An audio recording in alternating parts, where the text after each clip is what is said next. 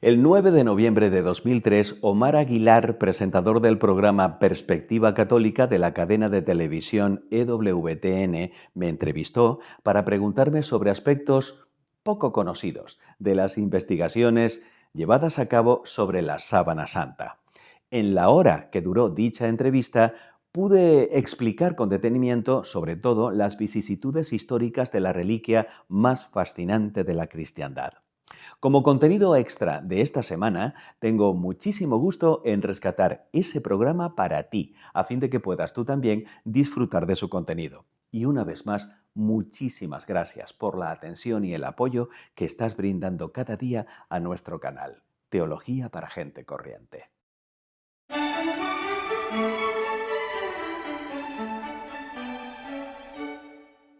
Con un saludo de Cristo a la distancia, mi nombre es Omar Aguilar y esto es Perspectiva Católica. Perspectiva Católica, nuestro encuentro semanal en donde compartimos, tenemos una charla entre amigos y aprendemos de diferentes temas relacionados con la vida, con la familia, con la iglesia, con la sociedad y con el mundo entero. Y hoy tenemos un tema fascinante. Hoy nos adentraremos en un misterio de amor. Hoy hablamos de la Sábana Santa. ¿Qué es la Sábana Santa? ¿Por qué tiene tanta importancia para nosotros?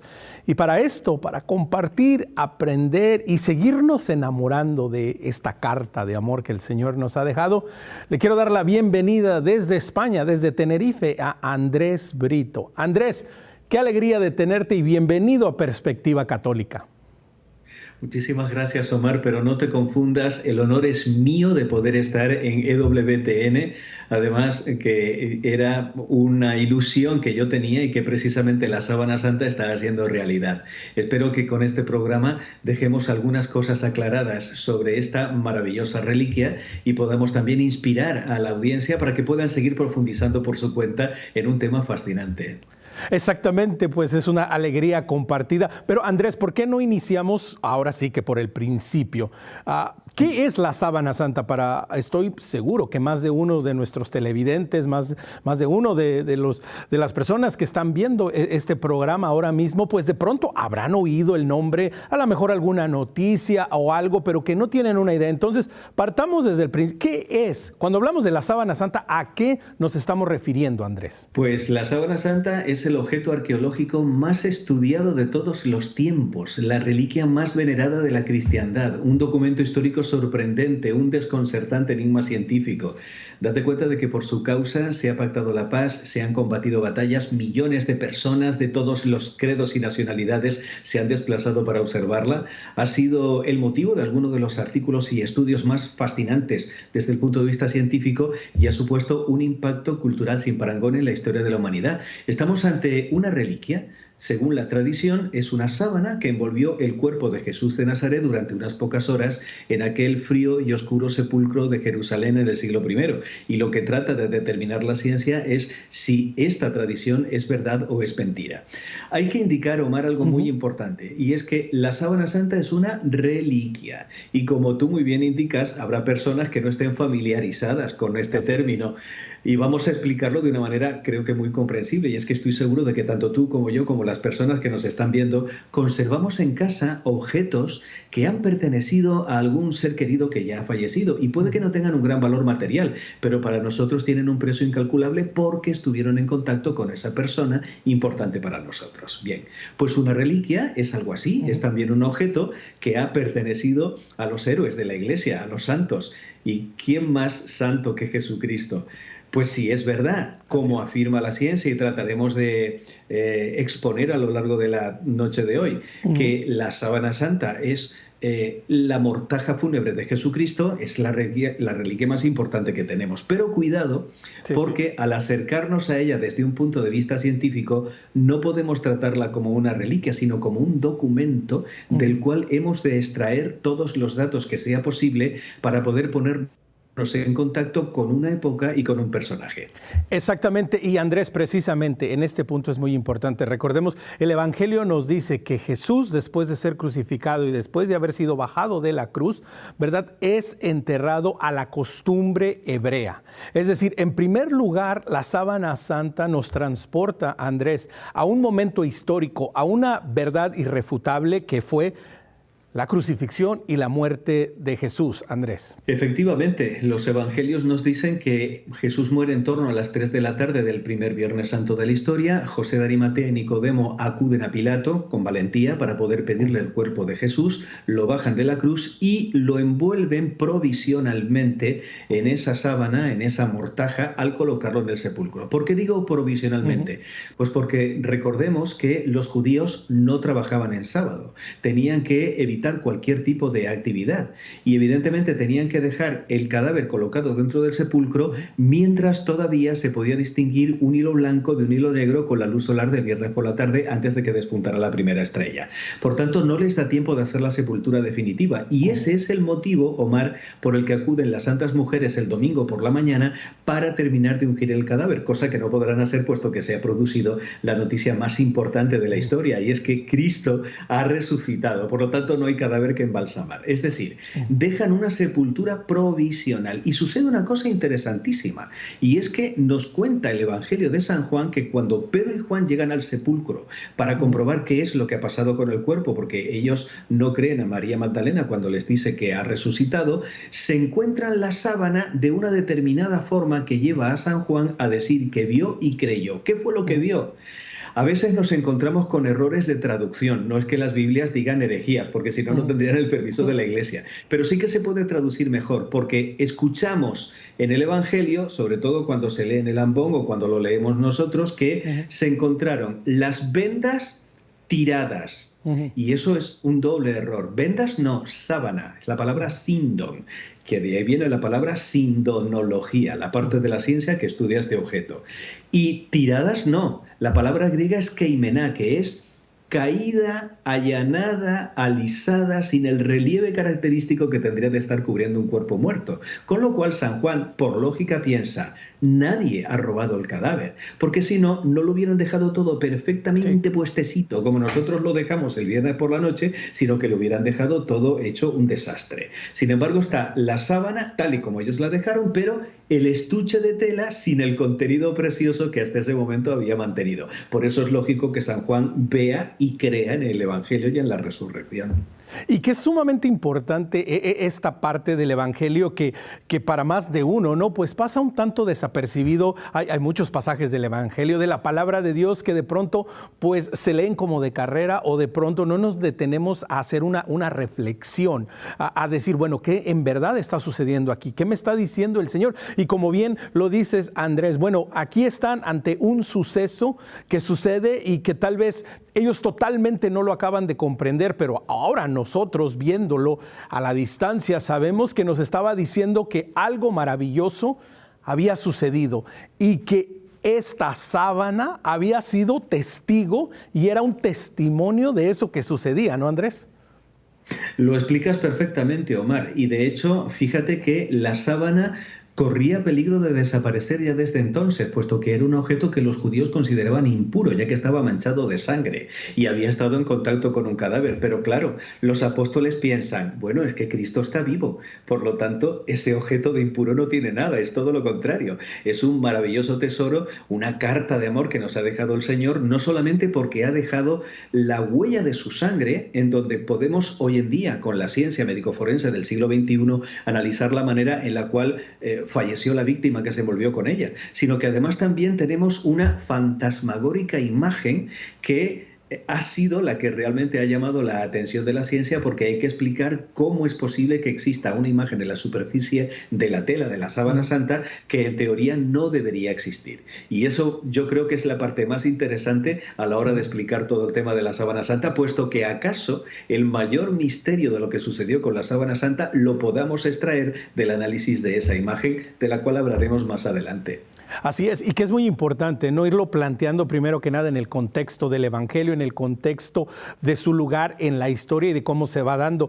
Más de uno podrá pensar, recuerden, ¿no? Santa Elena fue siglos después a buscar la Santa Cruz. Es decir, todo aquello que estuviera conectado directamente con Jesús, todo aquello que estuviera conectado directamente con su sacrificio, con su muerte, con su resurrección, desde los inicios, desde los albores del cristianismo, Andrés, ha significado y ha tenido una mayor importancia para las personas de fe, ¿no? Y de hecho, el Centro Español de Sindonología, que es el equipo de investigación al cual yo pertenezco, que es el centro de investigación que tenemos en España, se dedica no solamente a estudiar la Sábana Santa, sino también otros objetos relacionados con la pasión. Has mencionado a Santa Elena, y lo que hizo que Santa Elena descubriera cuál era la verdadera cruz, que nos daría para otro programa, que lo haremos cuando tú quieras. Absolutamente.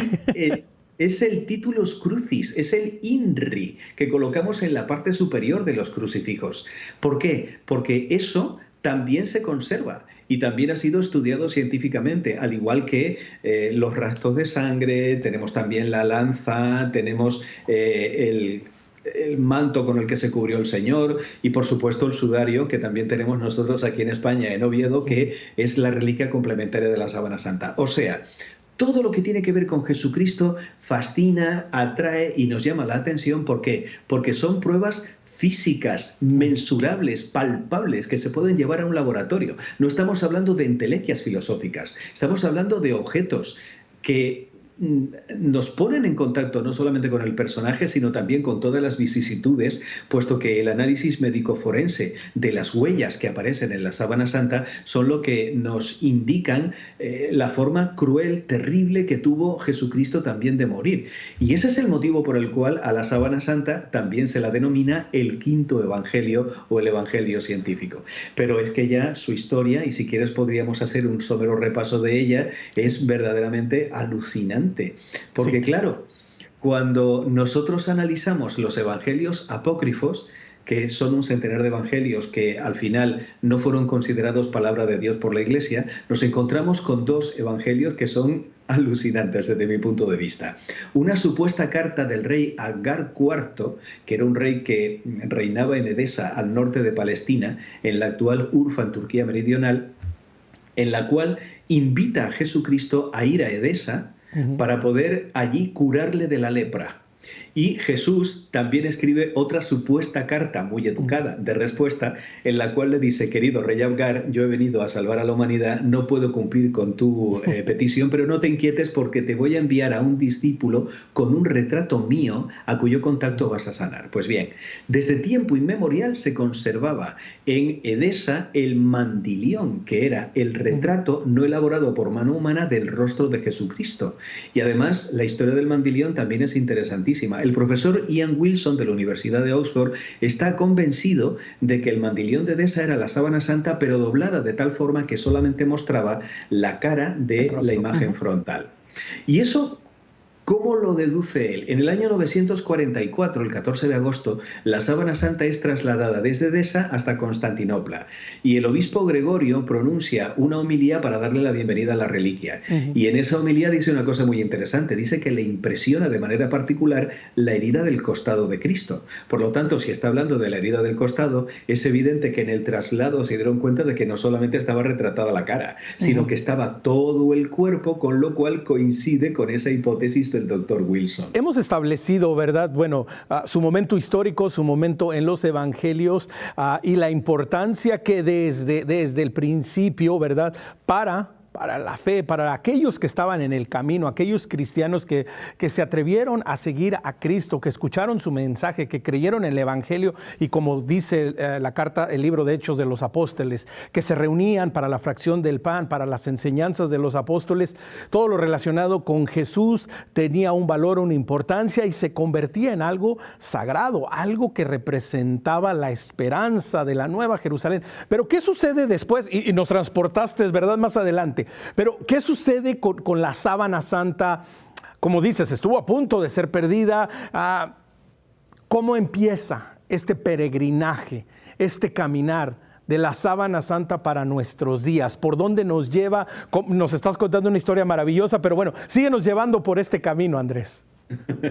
Bueno, pues según la tradición, el que lleva la sábana santa hasta el norte de Palestina es San Judas Tadeo, no confundir con Judas el traidor. Este es un santo, este también formaba parte del grupo de los apóstoles. Y mira qué curioso que a San Judas Tadeo se le representa con un paño que tiene la imagen de Jesucristo, o bien con una medalla enorme que lleva el rostro del Señor también en el pecho. Y de ahí, pues, llega a Constantinopla, como te estoy contando, y en el año 1204 Robert de Clary, que era el cronista de la Cuarta Cruzada, afirma que la sábana estaba en la iglesia de Santa María de Blaquernas y que todos los viernes era izada con un sistema de poleas y daba la sensación de que Cristo salía nuevamente resucitado de lo que era el sepulcro, ¿no? Y se presentaba la veneración de los fieles. Y este es el momento en el que la historia de la sábana santa entronca con la de los templarios. La doctora Bárbara Frale, que es experta en los archivos secretos vaticanos, está convencida de que el gran tesoro que conservaban los templarios era la sábana santa. Lo que pasa es que Godofredo de Charny, nieto de uno de los caballeros templarios más importantes, ya en la colegiata de Lirey, en el año 1353, comienza a exponer la sábana, y ya no hay duda de que esa es la que conservamos en la actualidad en la iglesia, en la catedral, mejor dicho, de Turín, capital del Piamonte, en Italia. Por lo tanto, tenemos una trayectoria histórica bastante interesante, pero cuidado, Omar, porque hay una prueba también que refrenda esto que te acabo de contar. Y es una prueba que hemos descubierto a raíz de la invención del microscopio. Y es la presencia de pólenes sobre la superficie de la tela, que además han sido profusamente ilustrados por expertos como Max Frey, Avinoam Danin, Marcia Boy, una compañera también de nuestro equipo de investigación, y han llegado a la conclusión de que se puede establecer el recorrido de la sábana santa, el mapa de ese recorrido, solamente atendiendo a los pólenes que están presentes en la sábana, porque son lo que se llaman endemismos vegetales. Es decir, hay plantas de lugares exclusivos en donde sabemos que tuvo que haber pasado la sábana santa sí o sí. Y Avinoam Danin ha descubierto, por ejemplo, Zygophyllum y Gundelia, que son dos flores que florecen exactamente en Jerusalén y sus alrededores en el mes de abril. Con lo cual, sin lugar a dudas, en algún momento la sábana que conservamos en la actualidad estuvo expuesta al medio ambiente de Jerusalén en la época de floración de estas flores. Muy interesante todo esto que mencionas y que pone de relieve, Andrés, algo muy importante. A lo largo de la historia, a aquellas personas, aquellos creyentes que tuvieron esta primera relación, este primer contacto, no lo dudaban. Había la certeza de la fe, de que sabían que estaban enfrente de algo que era sumamente importante, que era una reliquia, que había estado, ¿verdad?, que había tocado el santo cuerpo de nuestro Salvador. Es decir, durante la historia, ¿hasta qué momento es cuando sucede, si es que sucede, que hay este cambio y comienza a plantearse, bueno, quizás no es realmente la sábana santa, quizás no podemos, ¿verdad?, ver y llevarla al siglo I, como lo dices. Hasta este momento sabemos que era una cuestión de fe y que la gente lo creía. ¿Qué pasó después? Me estás recordando las palabras de una buena amiga mía, la profesora Emanuela Marinelli, que es una investigadora italiana, y ella dice que la sábana ha pasado de ser questa santissima sindone a questa reliquia insanguinata. Con lo cual, ahí vemos esa transformación que tú estás mencionando. Yo creo que a partir de la introducción del método científico, lo cual está muy bien, es decir, acceder a todo esto para poder confirmar las tradiciones. Lo que pasa es que con las reliquias tenemos una dificultad que yo precisamente estudié en mi tesis doctoral, que fue precisamente sobre esto. Y es que, como hay reliquias falsas, todas son falsas. No, mire usted. Existen billetes falsos, pero eso no quiere decir que los que usted tenga en el bolsillo en este momento lo sean. Es decir, tendremos que estudiar cada una por separado. Y ante la duda, yo hago una genuflexión. Y yo venero esa reliquia, por lo menos hasta que la ciencia me diga lo contrario. Y de hecho, da la casualidad de que tenemos otra reliquia maravillosa también en España, en Valencia, que es el cáliz con el que el Señor celebró la última cena de la historia, donde consagró por primera vez su sangre. Y da la casualidad de que durante la pandemia que hemos vivido recientemente se llevó a cabo un congreso virtual en el que los más importantes expertos del mundo sobre el tema dieron argumentos a favor de la autenticidad de esta reliquia.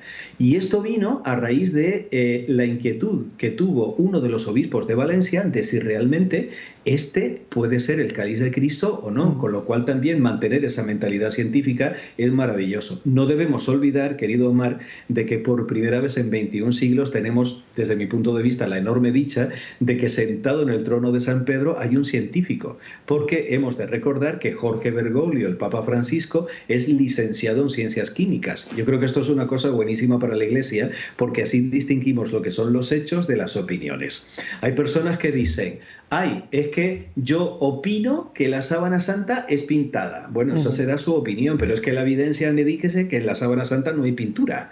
Por lo tanto, usted puede decir que el agua hierve a 200 grados y esa será su opinión.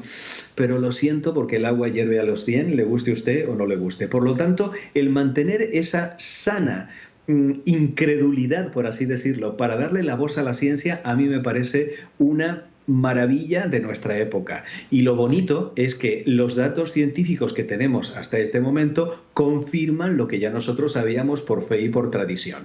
Y es importante destacar también otra cosa: ninguno de nosotros cree en la resurrección por la sábana santa.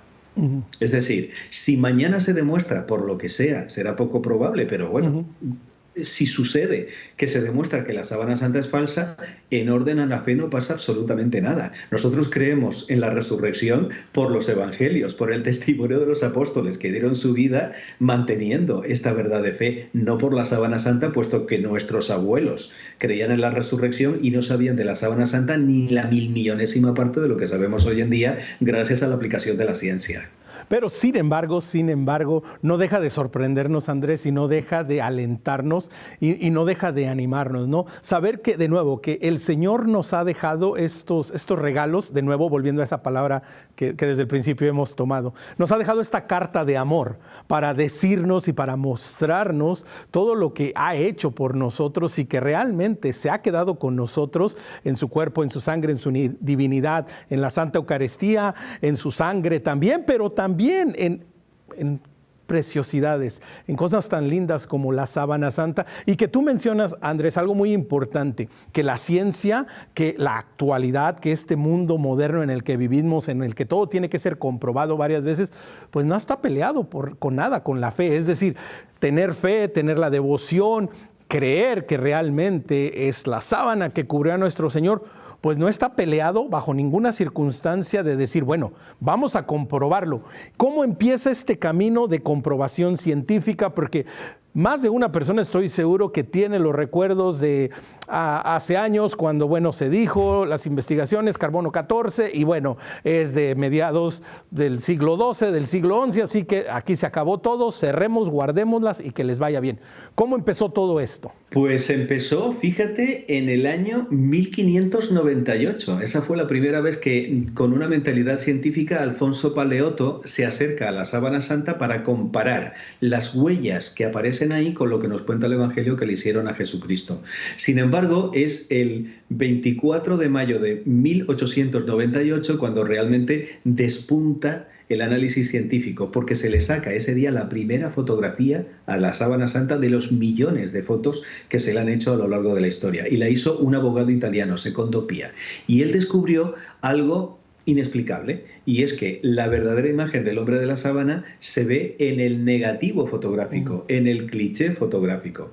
Yo sé que también habrá muchos jóvenes que puede que no estén ni siquiera ya familiarizados con lo que es la fotografía tradicional, pero antiguamente, jóvenes que nos estáis escuchando, cuando usted sacaba una fotografía, usted tenía que llevar el carrete al laboratorio, y en el laboratorio le daban a usted la foto y le daban el cliché, el negativo fotográfico, por si quería sacar más copias más adelante. Pues bien, en el cliché sucede lo que se llama la negatividad fotográfica, es decir, lo que es blanco en la realidad aparece negro en el cliché y viceversa. Pues bien, lo que hay es que explicar cómo es posible que tengamos en la sábana santa un negativo natural elaborado 19 siglos antes de que se inventara la fotografía. Y esto, repito, es lo que hace que la ciencia se interese extraordinariamente por la sábana santa.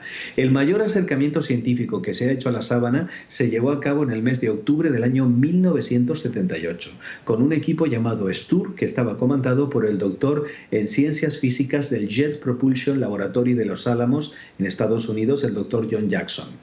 Tengo la dicha de conocer a John Jackson en persona, de haber escrito un libro con él, y él ha sido, como te digo, el comandante en jefe de esta investigación que una treintena de científicos coordinados por él llevaron a cabo y descubrieron cosas maravillosas. Y si quieres podemos dedicar también un ratito a ver qué es lo que ha descubierto la ciencia de una manera taxativa para poder afirmar que la sábana santa conserva huellas que con toda probabilidad pertenecieron a Jesucristo.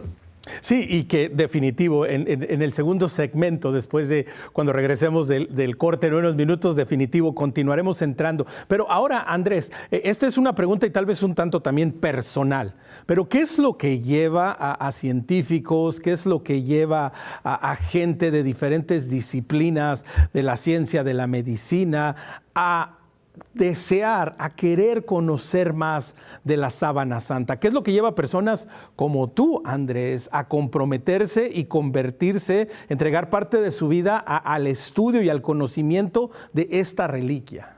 John Jackson me contó que cuando él fue por primera vez a Turín, él dijo, bueno, le voy a dedicar 5 minutos a la sábana santa, voy a descubrir rápidamente que es una falsificación y el resto del tiempo me voy a poner a turistear.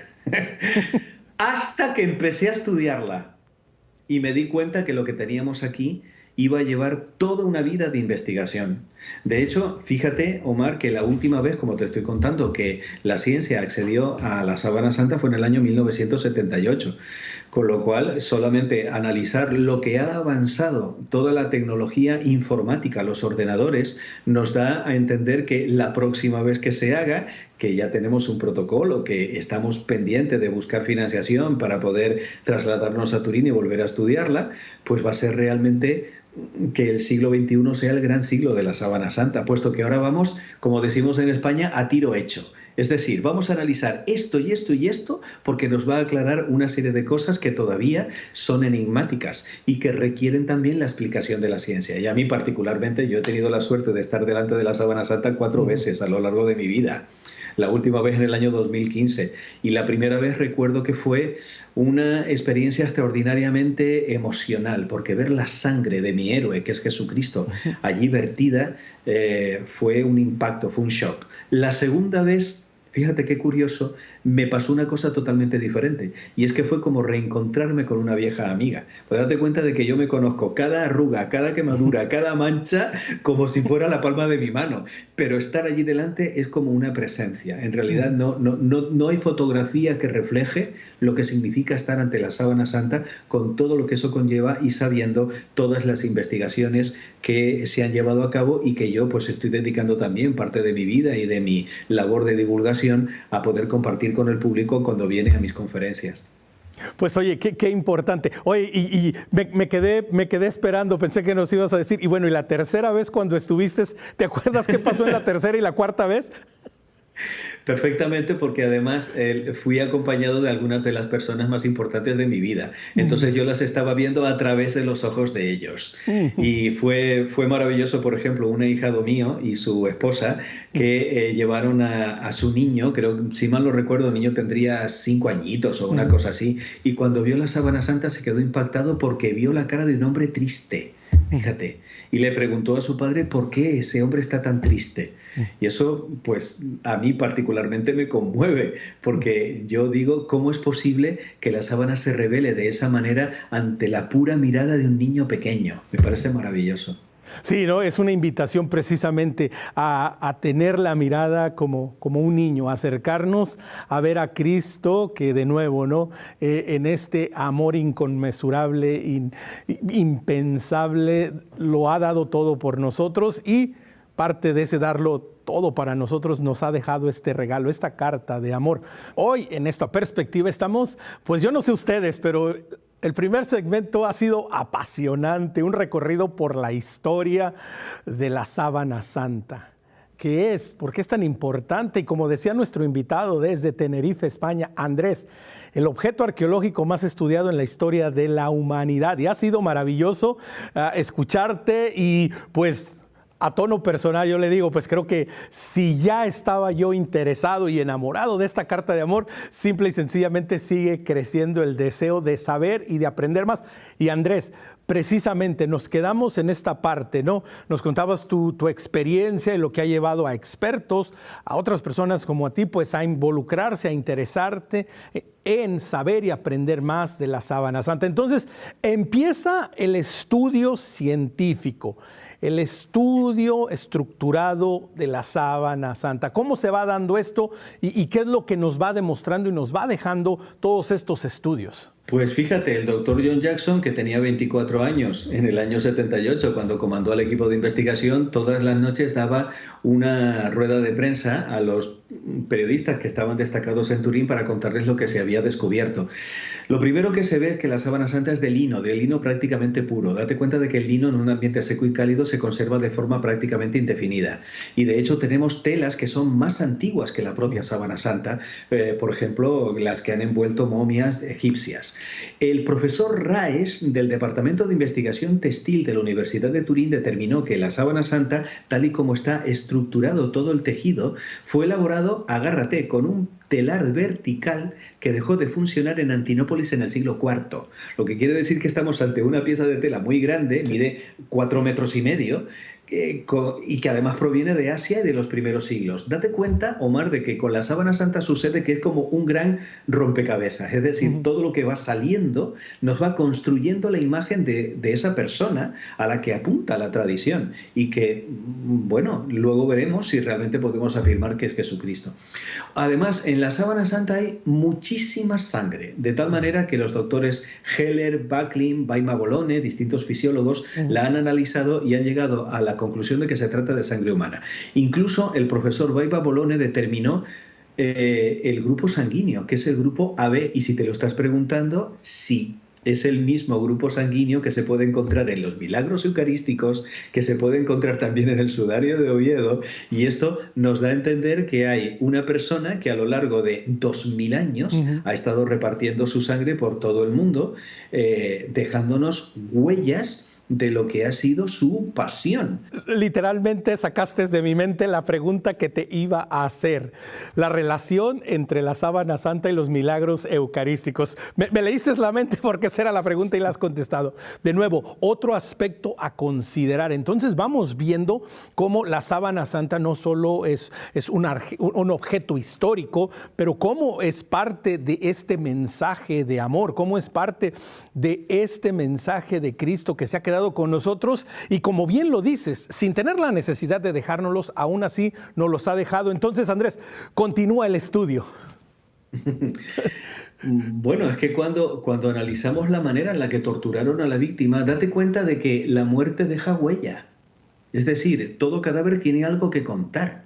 Y un médico forense es capaz de determinar, analizando los insectos, las esquirlas, los cabellos, los restos de pólvora, las venitas de los ojos, el interior de los pulmones, es capaz de contarnos cómo encontró la muerte esa pobre víctima, si fue de manera natural o si lo mataron.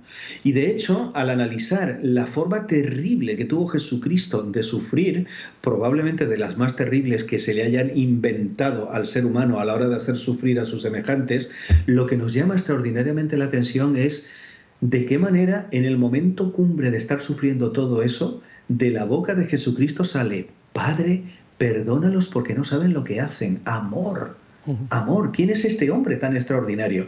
Y esto es lo que lleva al centurión a exclamar: verdaderamente este era hijo de Dios. Porque es verdad lo que dice un filósofo, que si la vida de Cristo es la vida de un hombre totalmente fuera de serie, la muerte de Cristo es la muerte de un Dios. Entonces, cuando analizamos todo esto es cuando quedamos sobrecogidos, porque ver la sábana santa desde un punto de vista eminentemente médico es una meditación.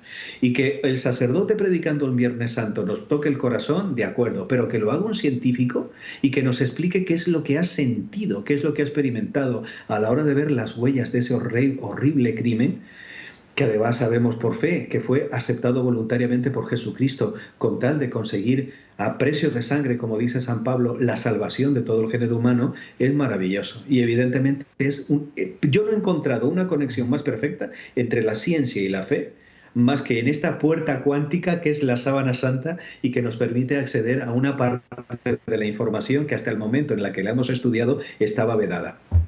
No, qué interesante lo que mencionas. Vamos viendo, ¿no? Bueno, nos has dicho, la sábana santa era un lino que dejó de producirse en los primeros siglos de la cristiandad.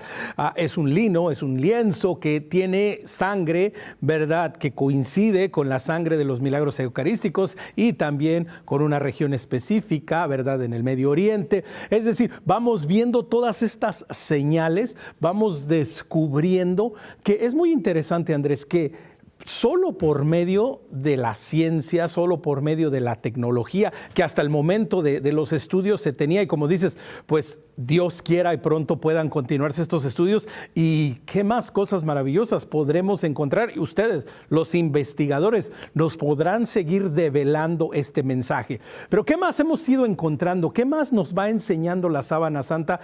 Porque son diferentes disciplinas las que se han unido para estudiarla, ¿no, Andrés? Correcto, tenemos física, tenemos química, tenemos, yo qué sé, historia, pólenes, como te decía antes, pero lo más interesante desde mi punto de vista es la parte médica, es decir, el análisis médico-forense.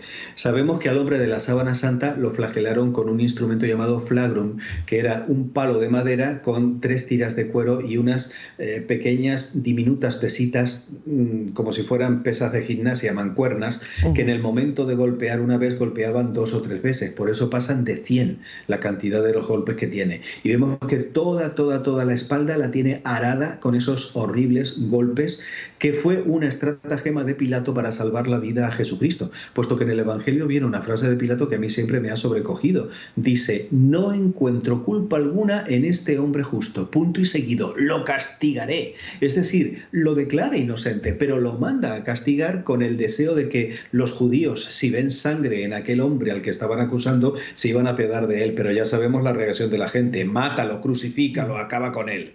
Pues bien, otro error que tienen los imagineros es poner a Jesús cargando con toda la cruz camino del Calvario. Eso no hubiera podido hacerlo ni siquiera estando sano, porque una cruz de madera, de cedro, de olivo pesaría más de 200 kilos. Hoy en día sabemos que solo cargó con el palo horizontal. El palo vertical o estipes estaba colocado en el Calvario, en lugar de la crucifixión definitiva. La crucifixión no se pudo haber hecho por aquí, por la palma de la mano, porque se hubiera desgarrado la mano.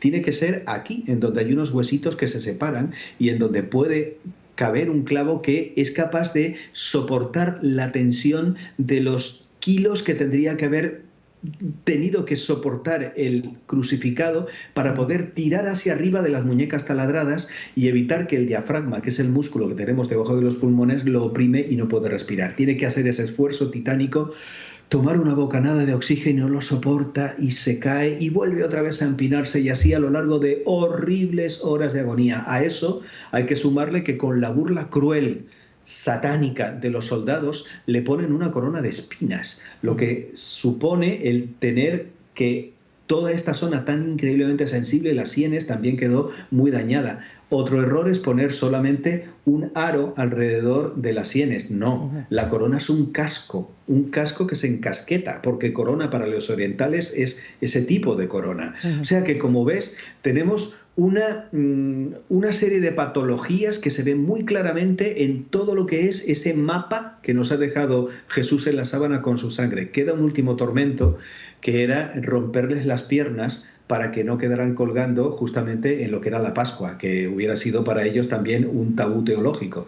Pero cuando van a hacérselo a Jesucristo se dan cuenta de que ese hombre lleva ya mucho tiempo en una postura incompatible con la vida, y lo que hacen, como cuenta el Evangelio, es atravesar su costado con una lanza, el quinto espacio intercostal que llega a la aurícula derecha del corazón, en donde hay sangre fluida en un cadáver reciente. Al tirar hacia afuera, esa sangre y el tejido pleural salen al exterior, y San Juan dice que vio salir sangre y agua del costado abierto de Cristo. Tenemos que recordar que San Juan era pescador, no era médico, y él vio salir la sangre y un líquido transparente que era esa pleura, ese tejido seroso que él confundió con agua. Pero aquí vemos cómo la ciencia vuelve a dar la razón al Evangelio.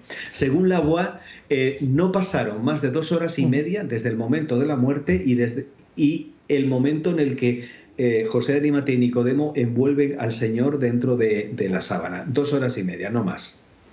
No, es sumamente interesante todo lo que mencionas porque, bueno, nos estás dando, ¿verdad?, esta descripción detallada, estás haciendo un recuento de los acontecimientos que el Evangelio nos muestra que sabemos por fe, ¿verdad? Y lo vamos viendo todo esto y que queda de testimonio en la sábana santa, que queda ahí como prueba fehaciente de lo que ha sucedido, de lo que hemos escuchado, de aquello que ha sido relatado, de aquello que han vivido, de aquello que se ha presentado. Ahora, por medio de esta sábana, lo comprobamos y lo vemos. Y sobre todo, yo creo, Andrés, en esta parte es donde también decimos, bueno, Señor, creo, pero aumenta mi fe.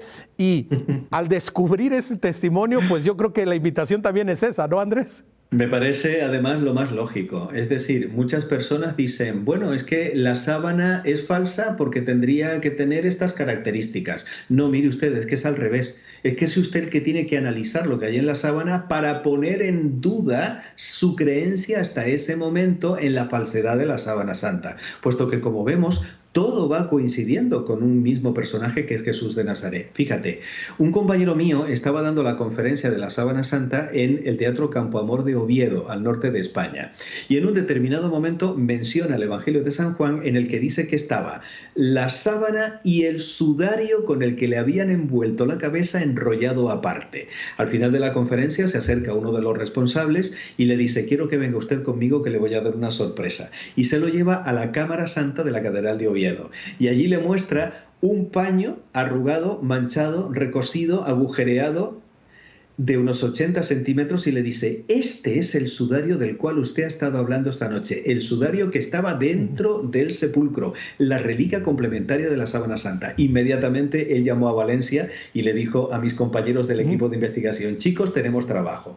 Ese trabajo se llevó a cabo en el año 1990. Un equipo de 30 científicos se trasladó a Oviedo, estudió el sudario y lo hizo viendo pólenes, viendo huellas de sangre, que por supuesto coinciden con el tipo de sangre. Pero lo curioso y lo maravilloso, Omar, es que cuando se hace coincidir las manchas de sangre de ese sudario que cubrió la cara del hombre de la sábana con la cara que está presente en la sábana santa, coinciden las manchas de sangre. Con lo cual, de manera científica, se puede afirmar que las dos telas, la sábana santa que se conserva en Turín y el sudario que se conserva en Oviedo, cubrieron la cara de la misma persona al mismo día. Y este es un argumento maravilloso en contra de la datación del carbono 14, que situaba la sábana santa en el siglo XIV, pero cuidado, porque resulta que tenemos un documento fechado en el año 1071 que indica que el sudario estaba en Oviedo, en el norte de España, por lo menos desde el siglo XI. Evidentemente, si cubrió la misma cara que la sábana santa, la datación del carbono 14 ha sido mal interpretada, porque tenemos que tener en cuenta que el carbono 14 es una prueba muy buena para poder datar objetos que han estado resguardados de todo tipo de contaminación, no para una sábana que ha viajado por toda Europa, que ha estado expuesta al medio ambiente, que ha sufrido 2 incendios con altísimas temperaturas y que ha sido afectada por un fenómeno que fue el que dejó grabada la imagen, que todavía no comprendemos de qué manera pudo haber rejuvenecido el carbono 14. En todo caso, desde el año 88, que fue cuando se hizo la datación radiocarbónica, hasta hoy ha habido decenas de congresos científicos en los cuales el carbono 14 ha quedado totalmente superado. Por lo tanto, es la única prueba que va en contra de la autenticidad de la sábana santa. Y evidentemente no podemos condenar a un reo sencillamente basándonos en una prueba cuando todas las demás lo están exculpando. Sí, no, sí, eso se llama injusticia, ¿verdad? Y no podemos hacerle una injusticia a la sábana santa. Y bueno, Andrés, para alguna persona que llegue a pensar, bueno, pues es una coincidencia que el sudario y que la sábana santa, pues de pronto, ¿verdad?, sean un poco compatibles. O sea, ¿cuáles son las posibilidades de que todo esto que nos muestras, pues simplemente sean cuestiones de coincidencia? Bueno, esta yo creo que es mi pregunta favorita de toda la entrevista, Omar.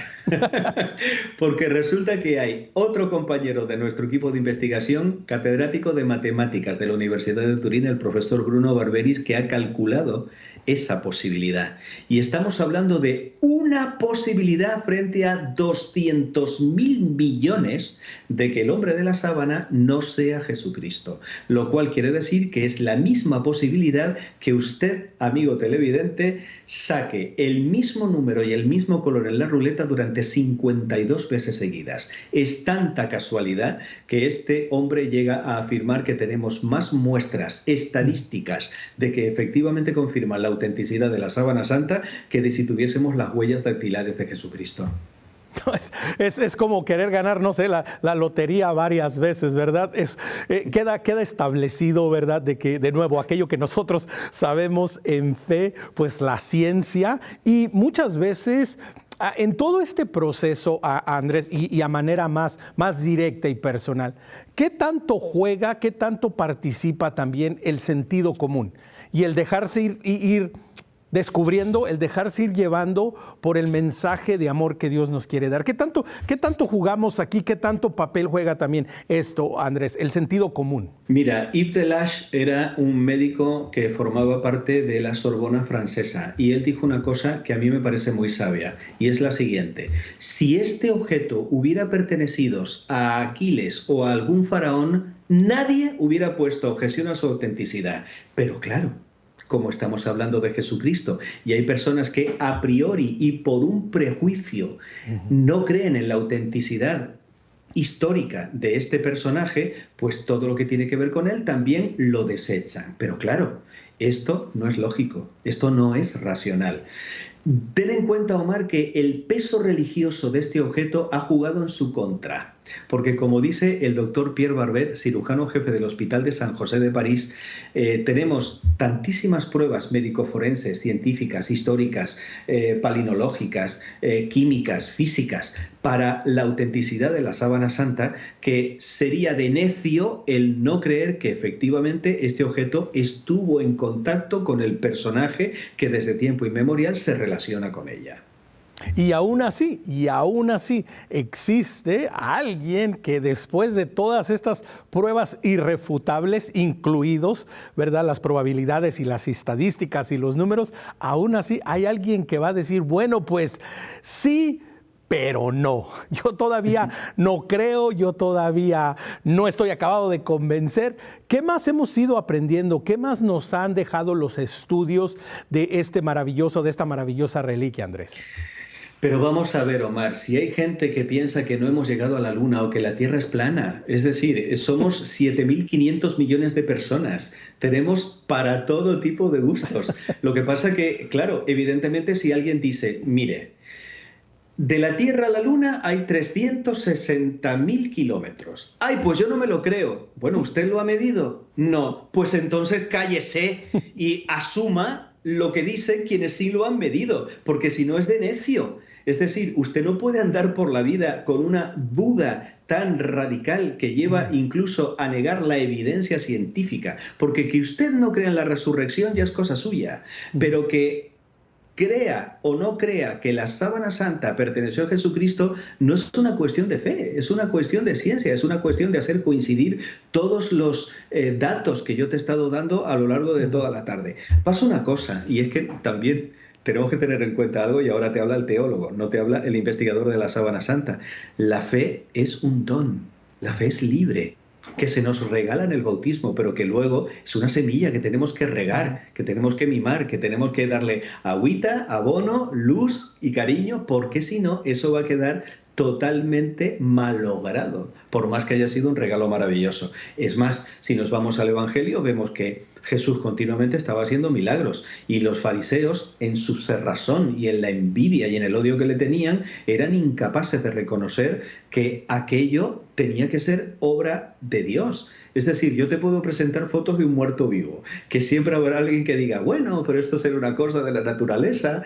Vale, ahí es en donde está también la sagrada libertad del ser humano, y que conste que a mí no me corresponde entrar en evangelización en este momento. Yo te digo cuáles son, en un resumen, lo que son los elementos científicos que a día de hoy tenemos en la cartera para poder afirmar que la tradición que vincula este objeto con Jesucristo tiene muchas probabilidades de ser auténtica.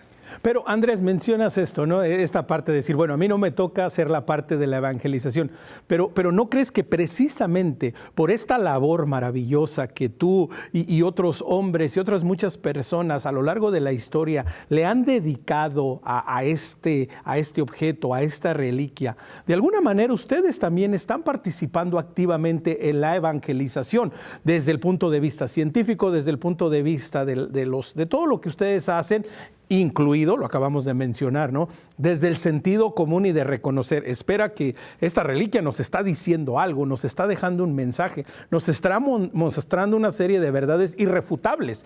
Podemos estar de acuerdo, podemos no estar de acuerdo, pero la verdad que por medio de la sábana santa se transmite, habla de un mensaje de amor. Y creo, Andrés, al final del día, pues ustedes también, por este medio, están participando en la evangelización. Yo puedo estudiar la mortaja fúnebre de Tutankamón y eso no me lleva a creer en la religión de los antiguos egipcios. Porque yo accedo, repito lo que te dije al principio, así cerramos el círculo, a la sábana santa no como reliquia, sino como documento, del cual yo estoy extrayendo las pruebas. Pero claro, date cuenta de lo que tú estás diciendo. Es decir, que yo, a través de la reflexión científica, puedo dar el salto a la fe. Eso fue lo que me pasó a mí. Ese fue mi testimonio inicial. Yo la primera vez que escuché hablar de la sábana santa fue cuando en un programa de la televisión española hicieron un resumen de esa investigación del año 78 del equipo Sturm. Y recuerdo perfectamente que cuando vi el rostro del hombre de la sábana quedé tan profundamente impactado que todavía, pues, casi 50 años después, sigo estudiando este misterio maravilloso. Hay personas a las que esto le toca, hay personas a las que no, pero vuelvo a repetirte, ahí es en donde se encuentra lo que es la sagrada libertad del ser humano y el hecho de que yo puedo aportar pruebas de la misma forma, fíjate, que se me está ocurriendo una argumentación muy bonita, y es que Dios siempre habla al corazón del hombre con aquello que le motiva. Y a un pobre pescador de Galilea del siglo I llamado Pedro, que lo que quería era llenar la panza de sus hijos de comida porque eran muy pobres, ¿cómo le habla? A través de una pesca milagrosa. Y vemos la reacción de San Pedro. Apártate de mí, Señor, que soy un pecador. A él sí le tocó. Pues bien, a los hombres y mujeres del siglo XXI, que somos científicos, que necesitamos tocar, palpar, medir y pesar, nos ha dejado la sábana santa para que en el transcurso de estos últimos 100 años, en donde la ciencia ha tomado la delantera, tengamos la posibilidad de plantearnos, ¿y si fuera verdad esto de lo que nos han hablado los cristianos a lo largo de 2000 años, de que algo muy extraño le pasó a ese cuerpo? Porque desafortunadamente a lo largo de todo el programa no hemos podido hablar de la generación de la imagen que está presente en la sábana santa. ¿Acaso? Porque ahí te das cuenta de que el tema de la sábana santa es tan desbordante que evidentemente podríamos estar hablando, como muy bien decías antes, durante horas y horas y horas y no agotaríamos el tema. Y que seguro, definitivo, tendremos que continuar este tema tan fascinante, ¿verdad? De nuevo, este recorrido que nos has hecho por la historia de la salvación, este recorrido por la historia de las diferentes investigaciones, desde la ciencia, la medicina, todo esto que de nuevo nos invita, y me encanta esta parte que dices, Andrés, que tenemos la plena y completa libertad de creerlo o no creerlo. Pero si nosotros nos suscribimos desde nuestro bautizo a creer en Jesucristo, a creer en el Evangelio, a creer en su mensaje, estamos llamados también a reconocer que nos ha dejado estas pruebas de amor. Estamos a un par de minutitos de salir, pero inicié con esta pregunta a modo de pregunta y quiero darte este espacio. Te decía yo, es una carta de amor. ¿Por qué podemos ver la sábana santa como una carta de amor, Andrés? Una carta de amor escrita con caracteres de sangre, porque, bueno, hay una ranchera, ¿no?, que a mí particularmente me gusta mucho, que dice: quisiera abrir lentamente mis venas, mi sangre toda ponerla a tus pies para poderte demostrar que más no puedo amar y entonces morir después.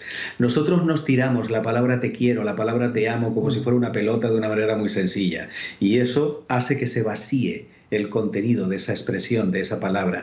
Pero cuando realmente vemos a una persona que da la vida por nosotros, para salvarnos a nosotros, que al fin y al cabo eso es el mensaje cristiano, pues chicos, si no te conmueves, yo creo que tendrías que ir al psicólogo, por lo menos para ver cómo es que tienes el alma tan encallecida, que realmente no terminas de abrir tu mente para pensar Es que realmente puede haber algo más que comer, dormir y callar a lo largo de todo el día, y que probablemente se nos abre con la sábana santa y con el testimonio del Evangelio y de Jesucristo la posibilidad de un más allá y de una vida muy dichosa cuando tengamos la posibilidad de explorarla después de la muerte. Por lo menos esa es mi fe. Yo sé que tengo que distinguir la fe de lo que es la ciencia. Yo, cuando tengo que hablar al ambiente ateo, solamente me baso en los datos científicos puros y duros, pero estoy hablando en casa, puesto que para mí esta cadena de televisión ya la considero como tal. No, pues con estas palabras nos vamos a quedar. Y definitivo, Andrés, estás en casa. Así es que continuaremos esta charla en un futuro. Nos quedamos con esta palabra, pues que reconozcamos que el Señor nos habla de diferente manera. No endurezcamos nuestro corazón ante las señales, los signos, los portentos, los milagros que el Señor hace por puro amor. Recuerde, puede conectar con nosotros, perspectiva@ewtn.com. Por favor, dele like a nuestra página de Facebook, Perspectiva EWTN. Será hasta la próxima, pero recuerde que nuestra perspectiva siempre sea el amor. Teología para Gente Corriente es una producción de Andrés Brito Andrew Cross Productions para el Departamento de Programas de YouTube Internacional.